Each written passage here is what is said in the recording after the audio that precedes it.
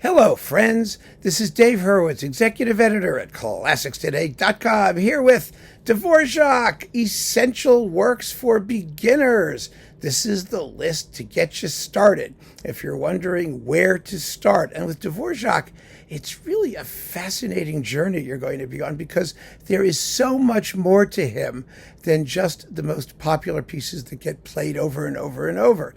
I mean, there are a lot of those, quite a few, and we're going to be talking about some of them.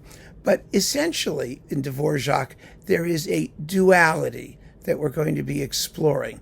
That is, on the one hand, his project, his life's project, was to demonstrate that Czech composers and Czech musicians were just as good at writing in the traditional classical forms as those German guys to the north or to the west, or wherever they were, the northwest or something like that. He wanted to show that anything you could do, we can do better, and he did. He really did. I mean, that was part of it. Then the other part of it was to show what Czech music is, how Czech music can fortify and enrich and contribute to the greatness that was what he viewed as, the Western classical music tradition, because he was extremely conscious of his place in history, and also because of when he was born and, when he lived, from the 1830s to early 1900s, the intense, extreme nationalistic feeling in all parts of Europe. And especially in Central Europe, where, Poland stopped existing for a while, and after the Franco-Prussian War there, or whatever that one was. Remember that? When Poland just partitioned it and carved it up and all that, and it wasn't until World War I that Poland came back. I mean, things like that. These countries were all part of Austro-Hungary or part of some empire or something, and it was a very, very politically unstable time, which made it all the more important that there be cultural values, a cultural history, and products of specific cultures and languages and ethnicities. And, the Czech peoples were being, coming from a smallish group, were astonishingly musical, always were.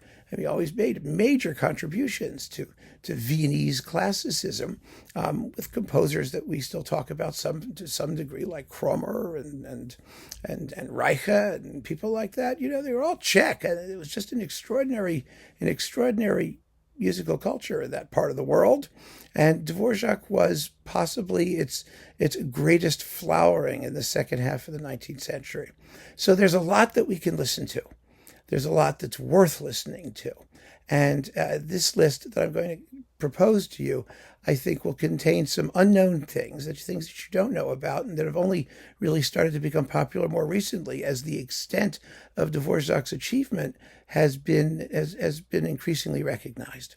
So, without further ado, let's get to the list, shall we? Number 1. We're not starting with the New World Symphony. It's in here. Don't worry. We're starting with something else entirely, but you don't have to take any of these in the order I present them, of course. But I'm starting with the Water Goblin. Now, the Water Goblin is one of a series of 4 symphonic poems that Dvořák wrote really close to the end of his life, based on rather grisly Czech folk poems, folk stories.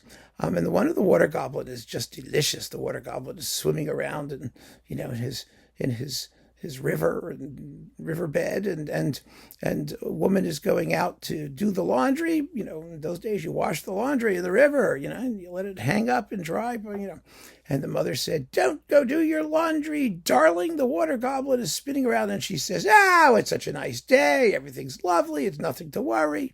So she goes out onto the little bridge over the river to wash the laundry. The Water Goblin collapses the bridge and snags her and drags her down to his watery realm, where she can breathe fine. You don't have to worry about it. It's a fairy tale.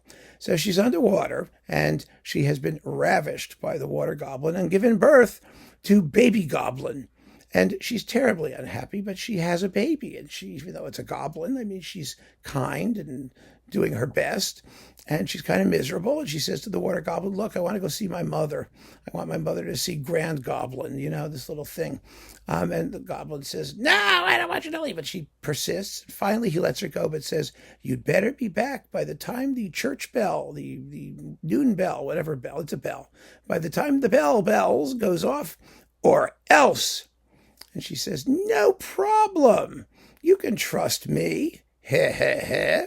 So she takes baby goblin and she goes to visit her mother. There's a charming dialogue between flute and cello, and a storm brews up over the river or the lake or wherever the water goblin lives. It's sort of a river that goes to a lake or a stream that goes to a lake. Somehow there's a lake involved, and the storm is really, really good orchestral storm.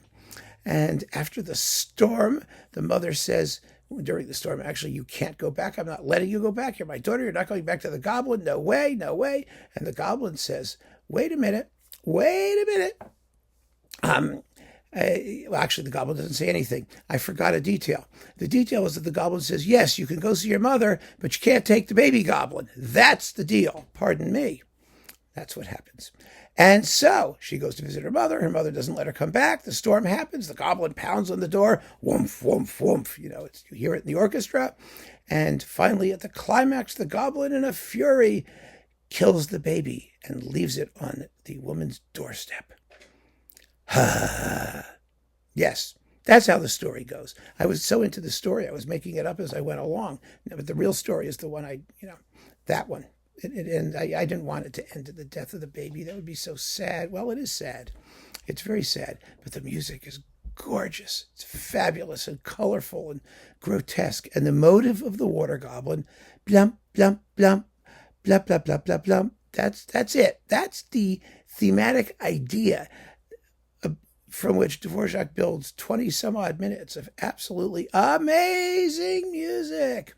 And that little 3-note thump, thump, thump, like this, that's a very Dvořákian thing, because a lot of his music is built of simple rhythmic figures based on just repeated notes, rather as Beethoven did in the Fifth Symphony, da da da da, right? 1, 2, 3. That was sort of a motive that ran through Dvořák's life, and you hear it very powerfully in this symphonic poem. So you really should start with the Water Goblin, because it gives you everything Dvořák does. It's symphonic in construction. It has great tunes. It has amazing orchestration. It's just musically gorgeous. And it has the sadness at the end is also something that you hear in Dvořák. Most people treat him as this sort of, cute, chirpy Czech peasant, ha, ha, ha, ha, ha, ha. But there's more to it than that. There's always, in Slavic music particularly, this melancholy strain that runs through it, even in its happy moments. It's very simple, very similar, for example, to klezmer music or Jewish music, which comes from that tradition as well. So yes, start with the Water Goblin, because it's just an enormously beautiful and fun piece to listen to, even if the story is creepy. The other ones, the other 4 tone poems, they're the Noonday Witch, the Golden Spinning Wheel, and the Wood Dove. They're all equally grisly and equally charming, and that's part of the mystery, which is Dvořák. So after that, we're going to just perk up completely with the Slavonic Dances. This is one of the pieces that made Dvořák's fame and fortune in its original version for 2 pianos, or piano 4 hands, excuse me. Originally, it's written for piano 4 hands, which is where 2 hopefully not too obese people sit on one piano bench. It's kind of difficult if they're too large. They like drip over the sides. And they play these dances, which are, they're so beautiful. And the cool thing about the Slavonic dances is that each of them is indeed a dance form, or as Dvořák understood it from his home region and the surrounding regions. He goes wider than just Czechoslovakia. But they are original tunes. Dvořák borrowed no folk tunes. That's one of the amazing things about him. He was so melodically gifted that he invented all of his own melodies. And some of them sound like folk tunes. My goodness, they do. But they're all original, and they're so memorable and so beautiful. There's 16 of them in 2 sets, and they are absolutely essential to Dvořák, and you will immediately fall in love with them. They're so, so beautiful. After that, we could do a couple symphonies. Now we're ready to do a couple symphonies. And the first, of course, must be his Ninth Symphony from the New World, is what it's technically called. From the New World, because he was in New York working at the National Conservatory in New York. And he was commissioned to write a symphony, and he did, and it was a slam, bam, thank you, ma'am, smash hit. From its first performance at Carnegie Hall in like 1893 or somewhere around there. And it's been there ever since. It's one of the most popular symphonies anyone ever wrote. It's totally wonderfully melodic and gorgeous and fabulous. There was a huge controversy at various times over whether he used American Indian melodies, his Native American melodies, or African American melodies and spirituals and things, because he was interested in all of that stuff. And he wrote an essay which caused hysteria in the lily white American cultural circles, because he said that the future of American music was going to be in African American and indigenous peoples, and American composers should look to them for their melodic inspiration, just as he looked to his native Czechoslovakia. Ironically, because he never quoted folk tunes in his music, or almost never, and only did original melodies. But it was the structure and shape of those melodies and the harmonic sense of those melodies which inspired him, and he felt that American composers should do the same. And the Anglo traditional American classical music world was horrified at the very notion. But in order to demonstrate what he meant, he wrote his Ninth Symphony, which is absolutely consistent with all of the other music he was writing at the time. He became fascinated with certain elements of what, some people believe were Negro spirituals and things like that in his music. And whether that happened sort of before he got to America or after he got to America, and exactly what that influence was, well, nobody's exactly sure. What we do know is that the Ninth Symphony is absolutely amazing. But the thing that makes the Ninth even more interesting, and for our purposes, is that he was demonstrating what you can do with new ideas in traditional forms. The forms of the New World Symphony are very, very conservative and straightforward. Traditional forms, for example, the first movement has a slow introduction, and then the rest of it is in perfect textbook sonata form, with exposition, development, and recapitulation, with the exposition part repeated. It's almost old-fashioned, his treatment of form, because it's the content that's so amazing. This work was one of many that Dvořák sent back for publication, and Brahms edited them for publication, because Brahms was absolutely fascinated by Dvořák. He really couldn't figure him out. I mean, Dvořák was not a terribly learned person. Brahms was enormously learned. They were good friends, the two of them.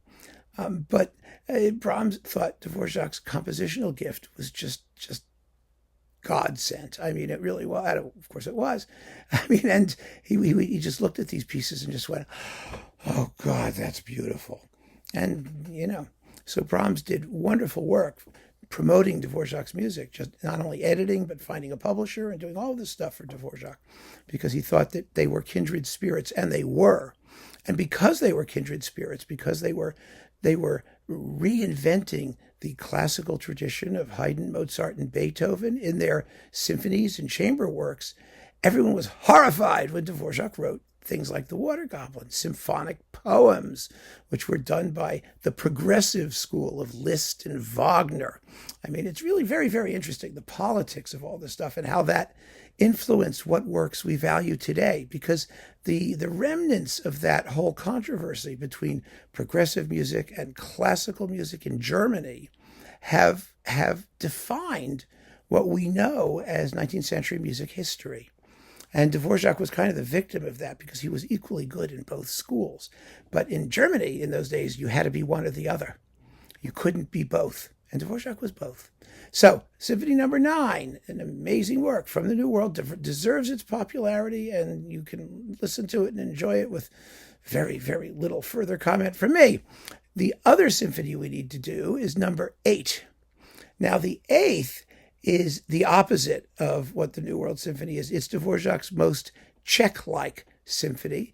It's entirely based on a kind of original variations sort of concept form that it's unique. The finale is, in fact, a theme and variations, very simple variations on a theme. It's just marvelous.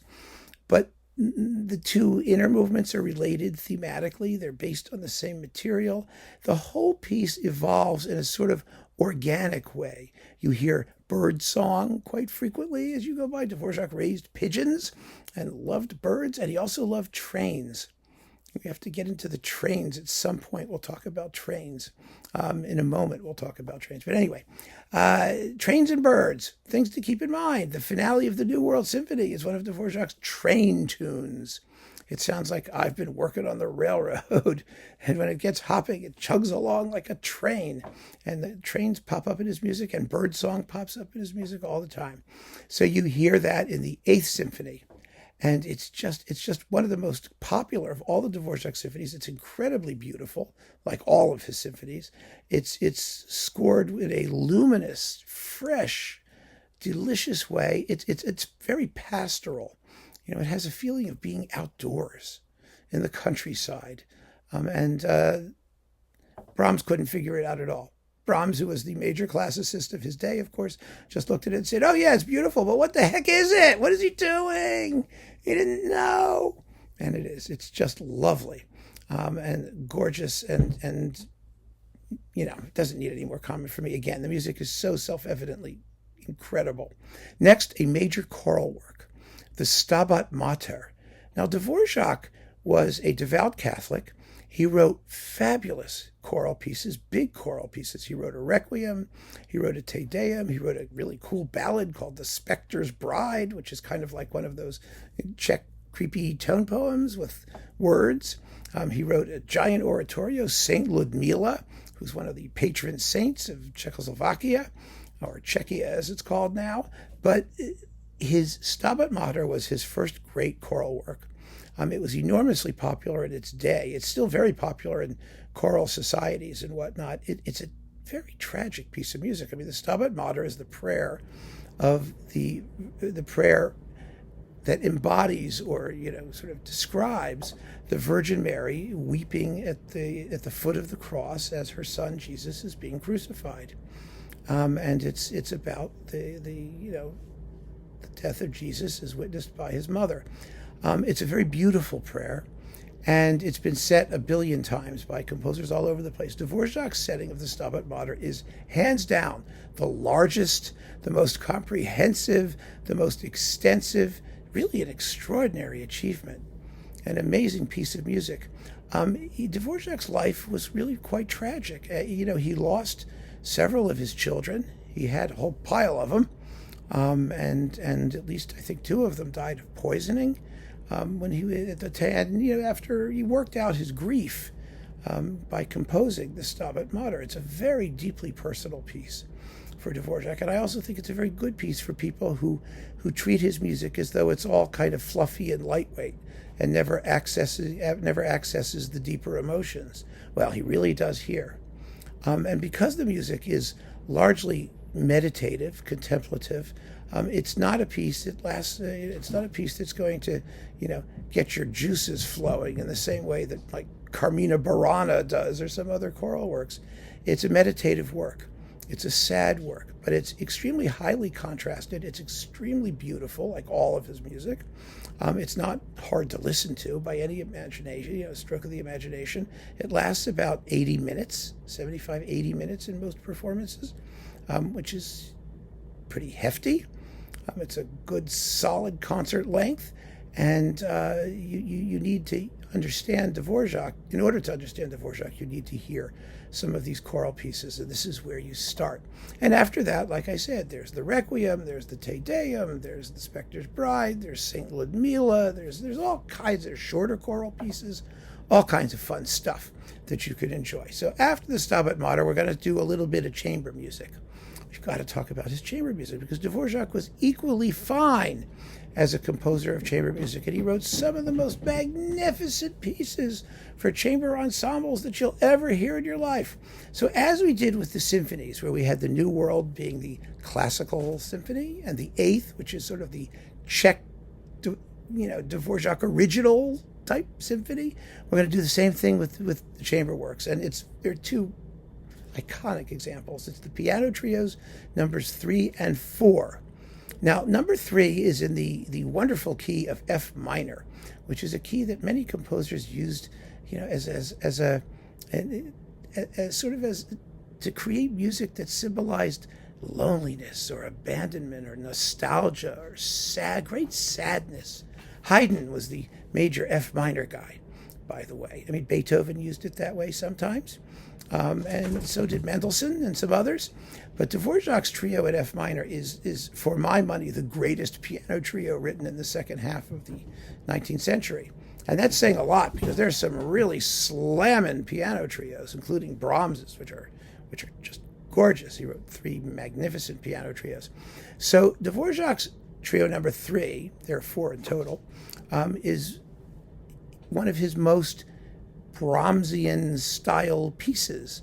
It's one of the ones that really adheres to these standard classical structures, but fills it with, like as with the New World Symphony, with unbelievably beautiful melodies and tunes that could have come from no other human being. I mean, there's no way any other composer could have come close to the melodic beauty and expressiveness of this music. I mean, it's just hands down.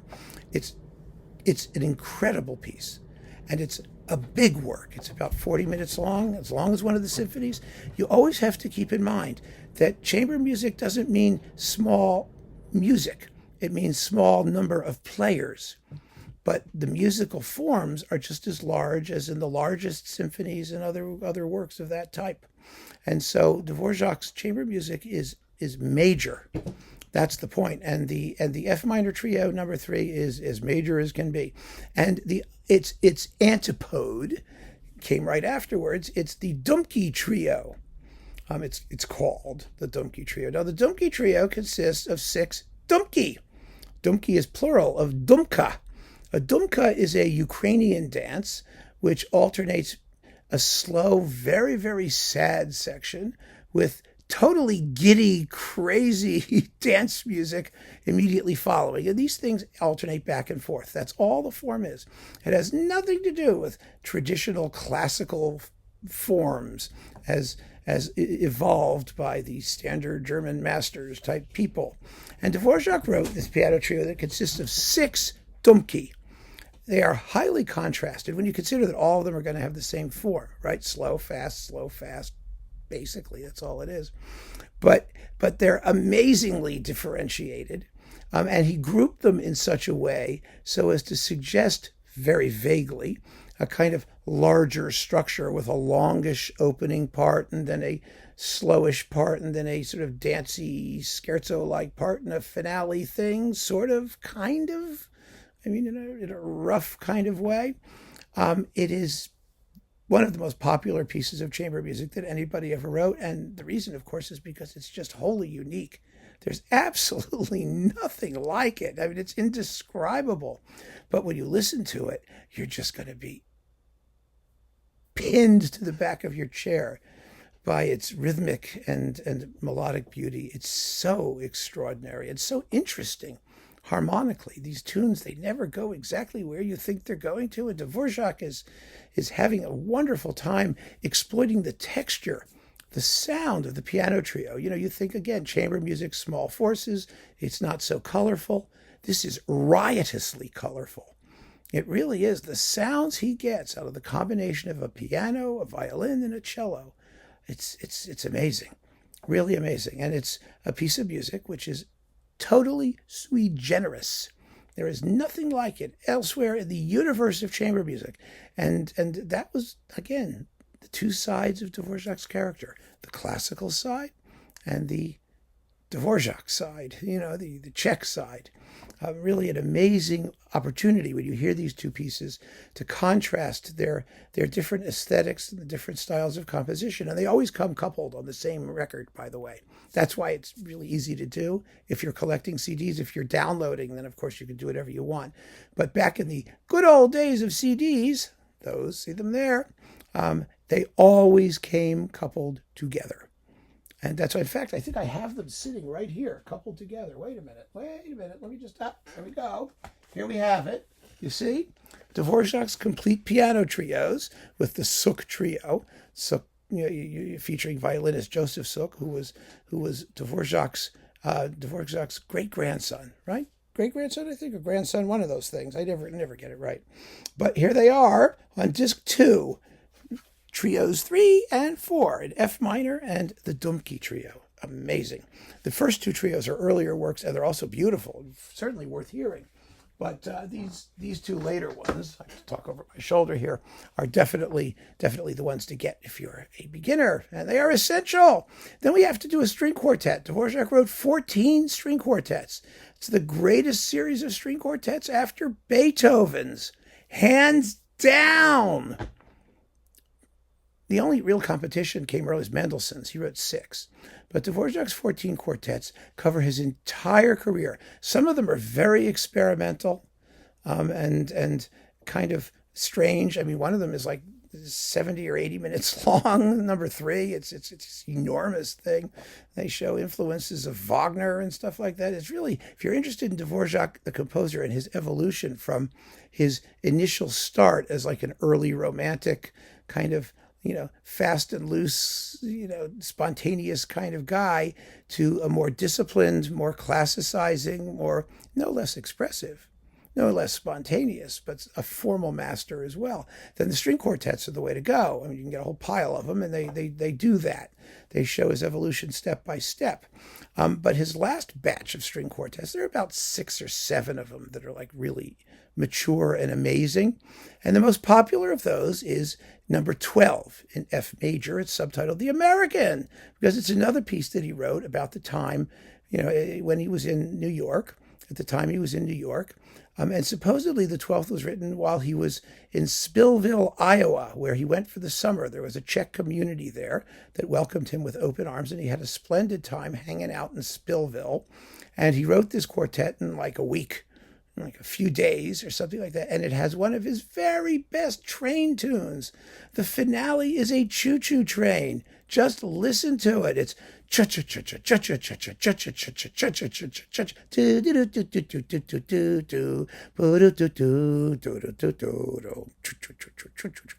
it's unmistakable. You could hear the train chugging away, taking Dvořák out to Spillville, Iowa. And when he arrived, you could just see him sitting down at his desk going, oh, wow, yeah, I got the train. I'm going to do it. I'm going to write this quartet. And there's the train in the quartet. The scherzo uses a bird call, a whippoorwill or something, a yellow-bellied sapsucker, one of those things that he heard when he was in Iowa. Do-do-do-do-do-do, do-do-do-do-do. I mean, it's just, and the tunes are incredible. And again, there's a tremendous attention paid to color. The very opening of this quartet, this is like no other string quartet in the world. It begins with a trill, like this, and then pizzicato things, plunk, plunk, plunk, plunk, plunk, plunk, plunk, and then the main tune, which is on the viola. I mean, not the first violin. It's incredible. Just incredibly beautiful, fun piece. And if you like that, there's also an American quintet, string quintet, that's cut from the same cloth. Just incredible stuff. So after that, we have to jump back a few decades to the Serenade in D minor for winds. It's for 13 wind instruments or something like that. You've got, 3 horns and a couple oboes and a couple clarinets and a couple bassoons. And there must be other things, because I said 13 of something. I don't know. Maybe I'm wrong. But it's for wind instruments. And 3 horns, 9, 10, and a double bass and a cello and a contrabassoon. So you add those in. Yeah, you get to about 13 somehow. It works out in the end. Oh, what a great work this is. The wind band tradition was a Czech specialty. There were composers who wrote nothing but gobs of wind music. Gobs and gobs of wind music, and it is extraordinarily beautiful and endless fun. And the greatest composer of wind music of all, of course, was Mozart. I mean, he was writing in that Czech tradition, but of course he wasn't exactly Czech. He was Austrian, but it was Austro-Czecho, that sort of thing. It didn't really matter. And this is the only major piece of music for wind ensemble which really vies with Mozart's in terms of greatness. Mahler played this piece and said there's more music in it than in a dozen symphonies by other people. And he was right. He was right. It's gorgeous. And it usually comes with his string serenade also. There are two serenades, one for string orchestra, one for wind instruments. I chose the one for wind instruments for this essentials list, but you'll probably wind up with the string serenade anyway, and you'll enjoy it accordingly. That great tradition of wind playing basically died out over the 19th century. It wasn't that there weren't great Czech wind players. There still are. I mean, the Czech Philharmonic, the orchestra is known for its wind section and always was. So the tradition of great wind playing exists, but the tradition of composing vast truckloads of music for outdoor performance by little wind ensembles was dependent on the existence of the aristocracy, because the aristocrats always, whether they were, poor aristocrats or rich aristocrats, always employed, at a minimum, if they didn't have their own full orchestra and opera house like Haydn's patrons did, they had a wind ensemble. Everyone had one. If you were rich and you had a castle, you had to have a wind ensemble tootling along at your castle. And so these composers wrote just buckets of music for those ensembles to play. And this is part of that, the last great flowering from about like 1870 something, the last great flowering of that tradition. Finally, last but not least, you got to do an opera. If you're an essential Dvořák person and you're a beginner. Now, I know operas are not maybe your thing. They're not everybody's thing. I mean, it's sort of a special world, and opera is in Czech, of all languages. A language that has like no vowels. How do you sing with no vowels? It's I remember listening to Janáček, his Glagolitic Mass, the credo, which is just full of Gavni Radish, Slavyak, Vasic, Strokach, Korchkov. It's like, oh my God, it's Czech. And you're trying to sing. Well, it does have vowels. They kind of, you slide them in between the consonants. And when you sing, you have to emphasize the vowels because you can't sing on consonants. So yes, they sing in Czech and they sing beautifully. Now, Rusalka is a classic story. It's the Lorelei. I mean, Rusalka has she's a water nymph. Water nymphs are all nymphs are generally the same. They live to attract men, lure them to their death. And Rusalka is a water nymph who is in love with a prince. It's a fairy tale, obviously, who wants to become a normal woman. It's the Little Mermaid. That story? That's Rusalka. She wants to become a mortal woman so she can marry her prince, but the end is tragic, of course. She becomes a mortal woman. The prince dumps her for the mortal princess. She shows up at a big party, and there's the princess, and she's terribly upset, and she goes back to her swamp. And because of that, she is destined to revert to her immortal nymphiac. You can't call it a nymphomaniac because that's not what she is. Her nymphoniacal form, and lure the prince to his death, because having once fallen in love with her, even though he's supposed to marry the princess, he cannot resist the siren song, the lure of her bewitchment. The bewitchment is caused by Jezi Baba, the witch, by the way, who gives her the potion that's going to make her a normal girl. And it's a whole involved thing, right? It's gorgeous. Dvořák's most popular operatic aria, it's called The Song to the Moon, is in Act 1 of Rusalka. Rusalka sings a song to the moon. That's why it's called The Song to the Moon. And it's to die for. The entire opera is delicious. And, you need to find the words, and an English translation, if your recording of it doesn't come with those. It should, or subtitles. You could watch a video. The Met did a gorgeous production of it. Absolutely gorgeous. Starring Renee Fleming as Rusalka, I think. And the great Czech soprano Gabriela Benachkova was also, I think, in there at some point. Maybe. I don't remember. I saw it like 5 times. It was amazing. Absolutely amazing. But like all operas, it's a theatrical work. It's best seen as well as heard. You need to follow the words. You do. You need to understand what all the screaming's about. The music is so beautiful that afterwards you might just want to listen to it for itself. Just put it on and vacuum your house or something, or dust, or do something like that, and just let it play as background. But it is essential to understand what they are singing about, and it is lovely. just lovely. And if you like it, there are a whole passel of Dvořák operas, really good ones. Really, really good ones. Kate and the Devil, or The Devil and Kate, sometimes called in Czech, it's The Devil and Kate, which is hilarious. It's a wonderful comic opera that nobody does and nobody knows, and it's one of the great comic operas from the end of the 19th century. And then there's The Jacobin, which is sort of it's a Mozart opera. I mean, what I mean by that is it's Dvořák's homage to Mozart's operas. It doesn't sound anything like Mozart, but it's a beautiful human story, a love story about, politics and stuff like that, and love in a Czech village, dynastic things happening. Then there's Dmitri, which is a big, giant, grand opera with choruses, and it's political, it's Russian. It's the sequel to Boris Godunov by Mussorgsky. The story is the sequel, not the opera deliberately, because I doubt Dvořák knew Boris Godunov at the time he wrote Dmitri.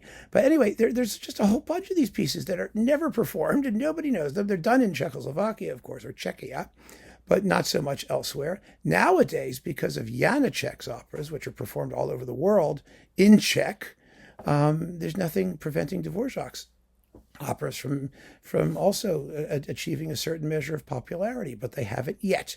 We are still waiting. So there you have it, my friends. 10 essential works for beginners by Dvořák. This alone is a world of stuff for you to enjoy.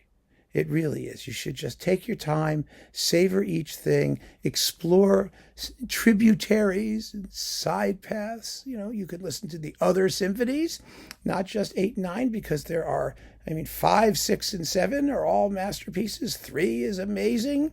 1 and 2 and 4 are a little bit more controversial. They were written, Dvořák's early learning pieces, but they're all so beautiful. They really are. And his chamber music, the quintets, the piano quintets, the string quintets, the piano quartets, it's a lifetime of enjoyment. It really is. And there's so much other wonderful orchestral music. There's the Carnival Overture, In Nature's Realm, Othello, the other tone poems. I could just go on and on and on. And I leave that to you once you get hooked, which is a foregone conclusion. So keep on listening, friends. Thank you so much for joining me. Take care.